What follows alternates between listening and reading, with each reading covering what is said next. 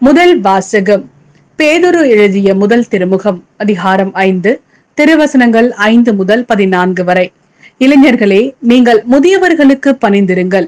ஒருவர் மற்றவரோடு பழகும் போது எல்லாரும் மனத்தாழ்மையை ஆடையாய் அணிந்திருங்கள்.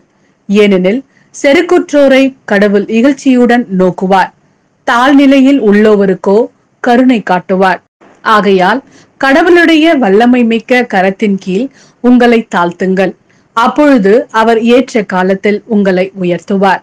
உங்கள் கவலைகளை எல்லாம் அவரிடம் விட்டுவிடுங்கள், ஏனென்றால் அவர் உங்கள் மேல் கவலை கொண்டுள்ளார். அறிவு தெளிவோடு விழிப்பாயிருங்கள். உங்கள் எதிரியாகிய அழகை யாரை விழுங்கலாம் என கர்ச்சிக்கும் சிங்கம் போல தேடி திரிகிறது. அசையாத நம்பிக்கை கொண்டவர்களாய் அதனை எதிர்த்து நில்லுங்கள். உலகெங்கிலும் உங்கள் சகோதரர் சகோதரிகள் உங்களைப் போலவே துன்பங்களுக்கு உள்ளாகிறார்கள் என்பதை நீங்கள் அறிந்திருக்கிறீர்கள் அல்லவா?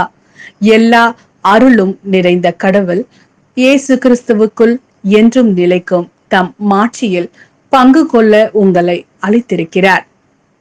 சிறிது கால துன்பங்களுக்கு பின் அவர் உங்களை சீர்படுத்தி, உறுதிப்படுத்தி, வலுப்படுத்தி நிலை நிறுத்துவார். அவரது வல்லமை என்றென்றைக்கும் உள்ளது. ஆமென். நம்பிக்கைக்குரிய சகோதரன் என நான் கருதும் சில்வான் வழியாக சுருக்கமாக உங்களுக்கு எழுதியுள்ளேன். உங்களை ஊக்குவிக்கவும் கடவுளுடைய மெய்யான அருளை பற்றி சான்று பகரவுமே எழுதினேன். இந்த அருளில் நிலைத்திருங்கள். உங்களைப் போலவே தேர்ந்து கொள்ளப்பட்ட பாபிலோன் சபையாரும் என் மகன் மாட்கும் உங்களுக்கு வாழ்த்து கூறுகின்றனர். அன்பு முத்தம் கொடுத்து நீங்கள் ஒருவர் மற்றவரை வாழ்த்துங்கள்.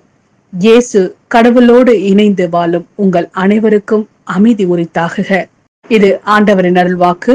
இறைவா, உமக்கு நன்றி. மாற்கு எழுதிய நற்செய்தி, அதிகாரம் 16, திருவசனங்கள் 15 முதல் 20 வரை. இயேசு அவர்களை நோக்கி, உலகெங்கும் சென்று படைப்பிற்கெல்லாம் நற்செய்தியை பறைசாற்றுங்கள். நம்பிக்கை கொண்டு திருமுழுக்கு பெறுவோர் மீட்பு பெறுவர், நம்பிக்கையற்றவரோ தண்டனை தீர்ப்பு பெறுவர்.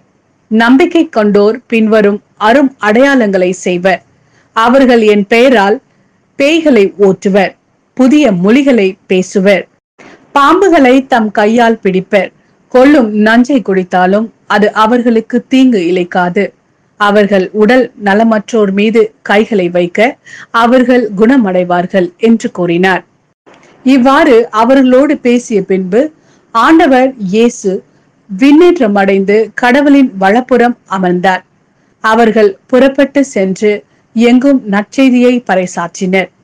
ஆண்டவரும் உடனிருந்து செயல்பட்டு நிகழ்ந்த அரும் அடையாளங்களால் அவர்களுடைய வார்த்தையை உறுதிப்படுத்தினார்.